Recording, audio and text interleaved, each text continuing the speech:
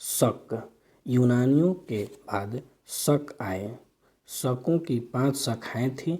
हर शाखा की राजधानी भारत और अफगानिस्तान में अलग अलग भागों में थी। शक मूलतः मध्य एशिया के निवासी थे।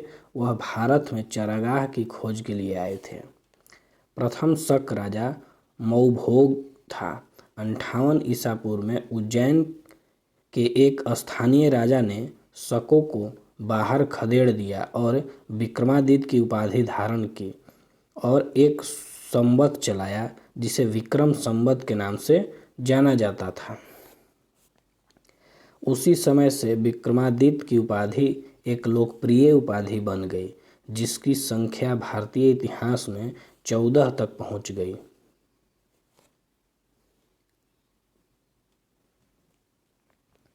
शकों का सबसे प्रतापी राजा रुद्रदामन प्रथम था, जिसका शासन गुजरात के एक बड़े भाग पर था।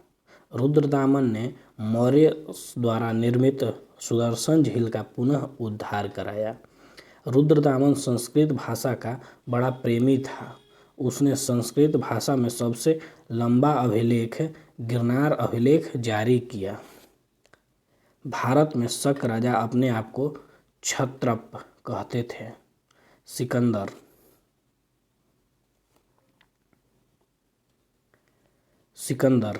सिकंदर का जन्म 356 ईसा पूर्व में हुआ था। उसके पिता का नाम फिलिप था। यह मकदूनिया का राजा था। सिकंदर के गुरु का नाम अरस्तु था। अरस्तु के गुरु का नाम प्लेटो था और प्लेटो के गुरु का नाम सुकरात था। सिकंदर ने भारत पर 326 ईसा पूर्व में आक्रमण किया था। इसका सेनापति सेलुकस निकेटर था। सिकंदर का युद्ध पंजाब के राजा पोरस के साथ हुआ। यह युद्ध झेलम नदी पर लड़ा गया। इस युद्ध को इतिहास में हाइडेस्पीज तथा विस्तता का युद्ध कहा जाता है।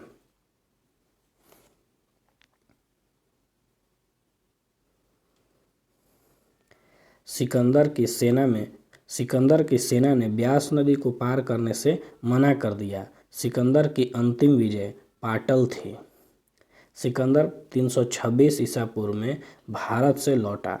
वह भारतीय दार्शनिक कालानास को अपने साथ ले गया। सिकंदर की मृत्यु 323 ईसा पूर्व में 33 वर्ष की अवस्था में हो गई। इसके जल सेनापति का नाम निर्याकस था तथा उसके प्रिय घोड़े का नाम बुकाफेला था। इसी के नाम पर सिकंदर ने झेलम नदी के किनारे एक नगर बसाया।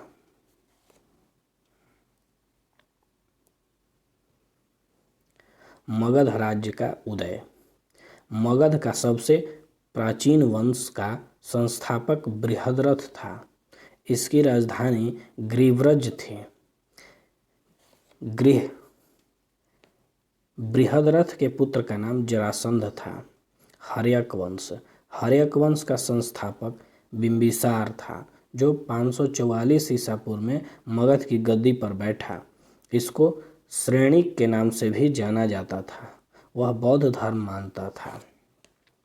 वह प्रथम भारतीय राजा था जिसने प्रशासनिक व्यवस्था पर बल दिया।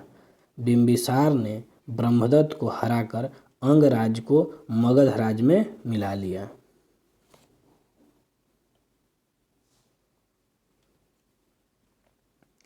बिंबिसार ने राजगृह का निर्माण कर उसे अपनी राजधानी बनाया। बिंबिसार ने राज्यवैद्य जीवक को महात्मा बुद्ध की सेवा करने के लिए उनके पास भेजा। बिंबिसार ने वैवाहिक संबंध स्थापित करने अपने राज्य का विस्तार किया। बिंबिसार ने 52 वर्ष तक शासन किया। बिंबिसार की हत्या उसके पुत्र अजातशत्रु ने कर दी और वह 492 ईसा पूर्व में मगध की गद्दी पर बैठा। इसने अपने चचेरे भाई देवदत्त के कहने पर अपने पिता की हत्या की थी।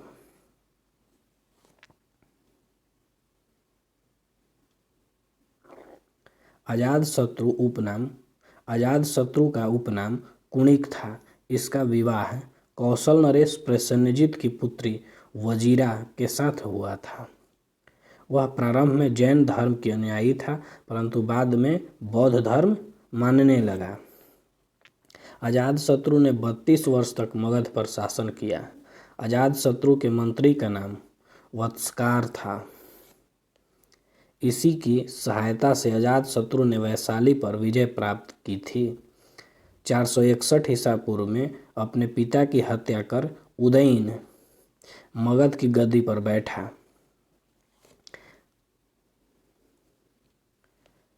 जैन ग्रंथों में उदयन को पितृभक्त बताया गया था तथा बौद्ध में उदयन को पितृहंता कहा गया है।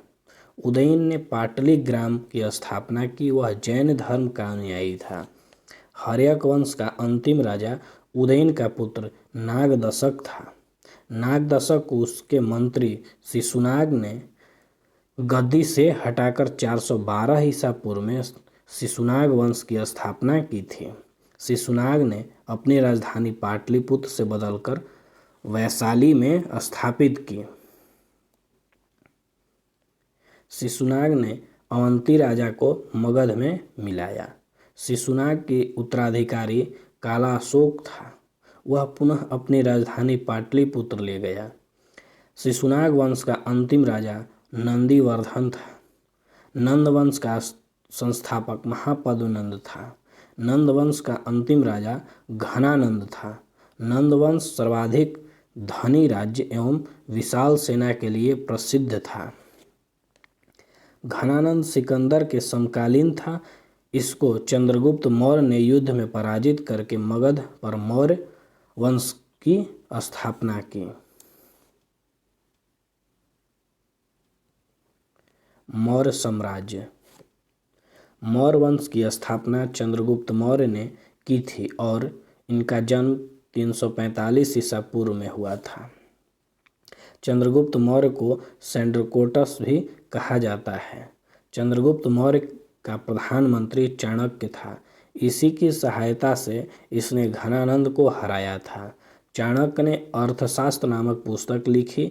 इस पुस्तक का संबंध राजनीति से है। तक्षशिला धनुर्विद्या तथा वैद्य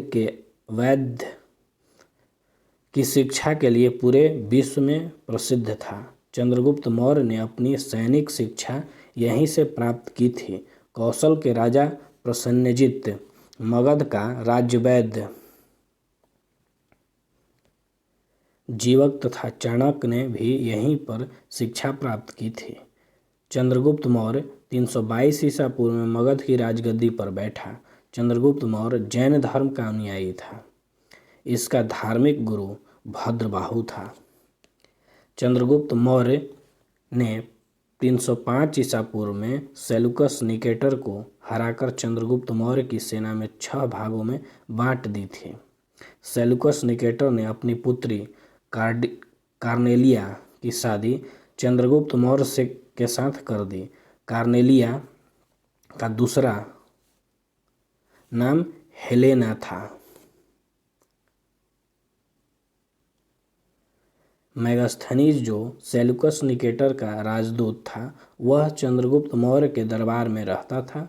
मेगास्थनीज ने इंडिका नामक पुस्तक लिखी। मेगास्थनीज ने अब भारतीय समाज को 7 जातियों में विभक्त किया। इसने पाटलिपुत्र को पालीब्रोथा नाम दिया था। चंद्रगुप्त मौर्य के बारे में जानकारी रुद्रदामन के जूनागढ़ अभिलेख से मिलता है। यह अभिलेख ब्राह्मी लिपि में है। चंद्रगुप्त मौर्य और सेलुकस निकेटर के बीच हुए युद्ध का वर्णन एम्पियानस ने अपनी पुस्तक में किया है। चंद्रगुप्त मौर्य ने सेलुकस निकेटर को 500 हाथी उपहार में दिए थे।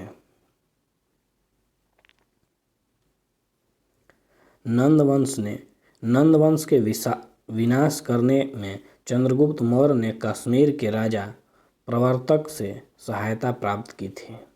चंद्रगुप्त की मृत्यु 298 ईसा पूर्व में श्रवणबेलगोला, कर्नाटक में हुई। बिंदुसार। चंद्रगुप्त मौर्य का उत्तराधिकारी बिंदुसार था, जो 298 ईसा पूर्व में मगध की गद्दी पर बैठा।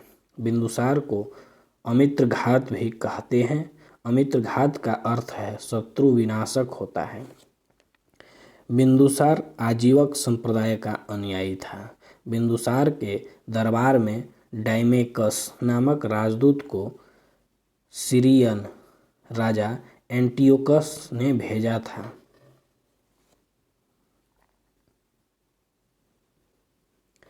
बौद्ध विद्वान तारानाथ ने बिंदुसार को 16 राज्य का विजेता बताया था। जैन ग्रंथों में बिंदुसार को सिंहसेन कहा गया है। तक्षशिला में हुए विद्रोह को दबाने के लिए बिंदुसार ने अशोक को भेजा। तक्षशिला विद्रोह का मुख्य कारण अधिकारियों का दुर्व्यवहार था। अशोक बिंदुसार का उत्तराधिकारी अशोक महान हुआ जो 269 ईसा पूर्व में मगध की राजगद्दी पर बैठा। अशोक ने कश्मीर में श्रीनगर बसाया। अशोक ने नेपाल में ललितपतन नगर बसाया।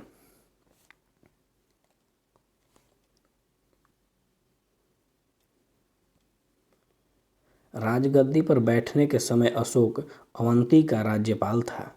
मास्की एवं गुर्जरा अभिलेख में अशोक का नाम अशोक मिलता है। पुराणों में अशोक को अशोकवर्धन कहा गया है। अशोक ने राजगद्दी पर बैठने के 8 वर्ष बाद 261 ईसा पूर्व में कलिंग पर आक्रमण कर दिया और कलिंग की राजधानी तोसली पर अधिकार कर लिया। कलिंग का राजा खारवेल था जो जैन धर्म का अनुयायी था।